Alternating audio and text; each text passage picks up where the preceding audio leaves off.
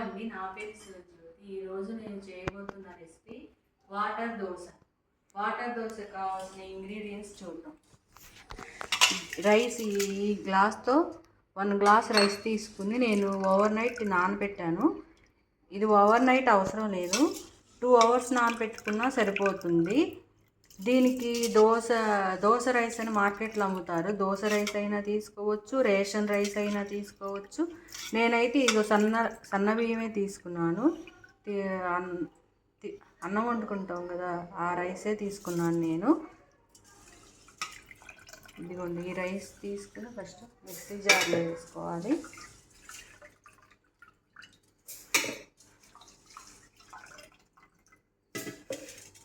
Rice వేసుకున్న తర్వాత చూడండి, కొబ్బరి,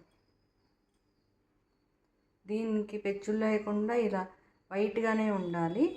ఈ కొబ్బరి వేసుకుని దీన్ని మెత్తగా కాటుకులాగా మిక్సీ పట్టుకోవాలి. అస్సలు బరక అనేది ఉండకూడదు, చాలా మెత్తగా ఉండాలి. వాటర్ పోసి మిక్సీ పట్టుకున్నాక ఎలా ఉందో చూడండి, ఇలా మెత్తగా మిక్సీ పట్టుకోవాలి. చూడండి,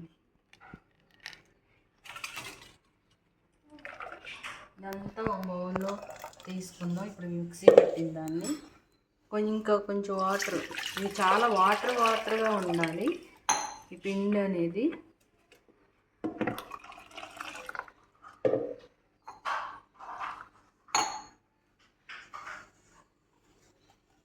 చూడండి, ఈ పిండిలోకి సరిపడా, టేస్ట్కి సరిపడా సాల్ట్. ఈ సాల్ట్ వేసుకున్న తర్వాత ఒకసారి చెక్ చేసుకోండి, మీ టేస్ట్ని బట్టి వేసుకోండి. చూడండి, ఈ పిండి ఇలా వాటర్ లాగా కలుపుకోవాలి. చూడండి, ఇలా పోస్తే ఇలా వాటర్లా ఉండాలి. థిక్గా ఉంటే దోశలు అస్సలు రావు, ఇలా వాటర్గానే ఉండాలి. ఇప్పుడు ఇది పక్కన పెట్టుకుని దీనిలోకి చట్నీ ఎలా ప్రిపేర్ చేయాలో చూద్దాం. ఇప్పుడు అల్లం చట్నీ ఎలా చేయాలో చూద్దాం. ఫస్ట్ కొంచెం బెల్లం, ఇంత అల్లం ముక్క, కొంచెం చింతపండు, వెల్లుల్లిపాయలు, ఇవి 12 ఎండుమిరపకాయలు తీసుకున్నాను. ఫస్ట్ ఒక బాండీ పెట్టుకోవాలి. బాండీ బాగా వేడైన తర్వాత కొంచెం ఆయిల్ పోసుకోవాలి.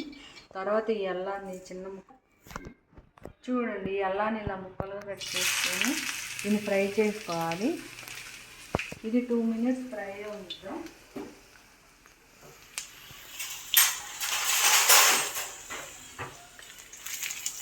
ఈ అల్లాన్ని ఇలా ఫ్రై చేసుకోవాలి.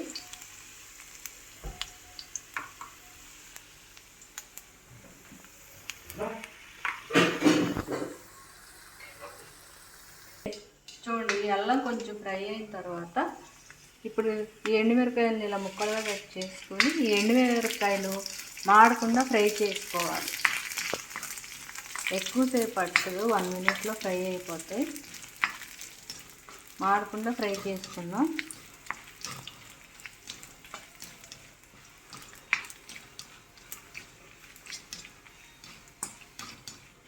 చూడండి, ఎండుమిరపకాయలు ఫ్రై అయిపోయింది. ఇప్పుడు దీన్ని ఒక మిక్సీ జార్లో తీసుకుందాం.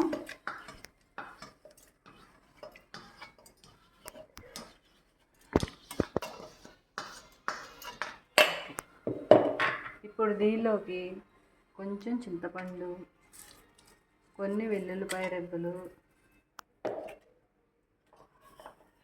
1 స్పూన్ జీలకర్ర, చూడండి 1 స్పూన్ సాల్ట్. ఫస్ట్ ఇవి మిక్సీ పట్టుకుందాం. ఇవన్నీ ఇలా మిక్సీ పట్టుకున్న తర్వాత దీనిలో మీ టేస్ట్కి సరిపడా బెల్లం వేసుకోవాలి.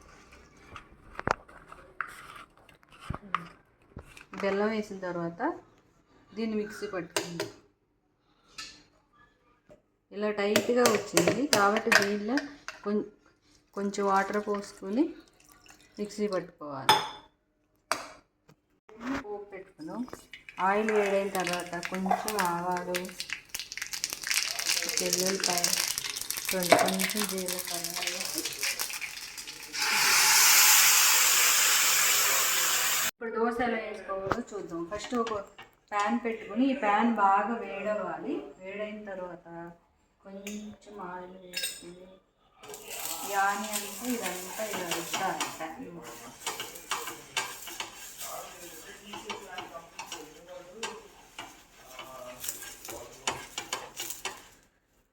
దీన్ని మంటని మీడియం కన్నా తక్కువే పెట్టుకోవాలి. హైలో పెడితే మళ్ళీ దోశ ఉడకదు. ఇప్పుడు ఈ దోశ ఎలా వేయాలంటే ఈ పైనుంచి ఈ తేట ఇలా వాటర్ తీసుకుని మాత్రమే కింద నుంచి తిప్పుతూ పిండిని అలా వేస్తే దోశ సరిగ్గా రాదు. చూడండి ఇలా పైనుంచి తీసుకుని వాటర్ చూడండి. ఇంకా కొంచెం గ్యాప్ ఉంది కదా, మళ్ళీ ఇంకో గరిటె తీసుకుని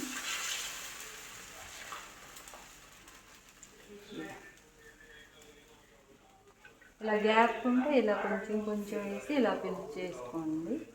అంతే. దీనికి ఆయిల్ ఏం అవసరం లేదు, 1 డ్రాప్ ఆయిల్ కూడా ఏ అవసరం లేదు.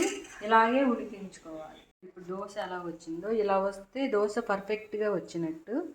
ఇప్పుడు దీన్ని కొంతమంది 1 సైడే కాల్చుకుంటారు, నేను మాత్రం 2 సైడ్స్ కాలుస్తున్నాను. ఇలా 2 సైడ్ కాలిస్తే దోశ అంటుకోకుండా ఉంటుంది. ఈ రెండో సైడ్ ఇలా తిప్పినప్పుడు ఎక్కువసేపు అవసరం లేదు, ఒక 5 సెకండ్స్ ఉంచండి అంతే. చూడండి, దీనికి గరిటె కూడా అవసరం లేదు, ఇలా వచ్చేసింది. దీన్ని ఇలా ఓ ప్లేట్లో తీసుకుని ఇలా పైన వాటర్ తీసుకునే వేయాలి.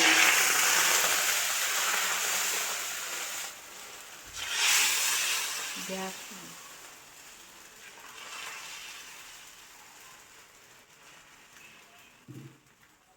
మీరు కింద నుంచి పిండి ఇలా తీసేస్తే దోశ రాదు, పగిలిపోతుంది.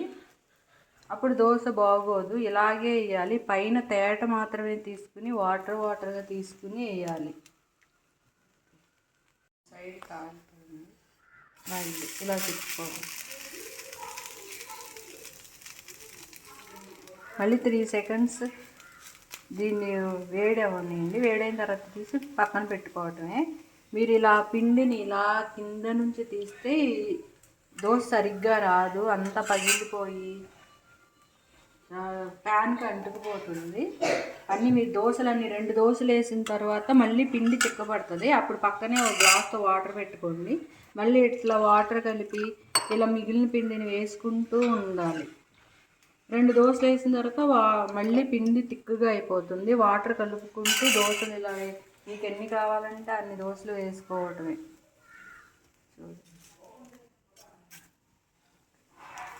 ఇలా 3 దోశలు వేసుకున్న తర్వాత చూడండి, ప్యాన్ అలా డ్రైగా అయిపోయింది. మళ్ళీ కొంచెం ఆయిల్ వేసుకుని దీన్ని ఇలా రుద్దుకోవాలి.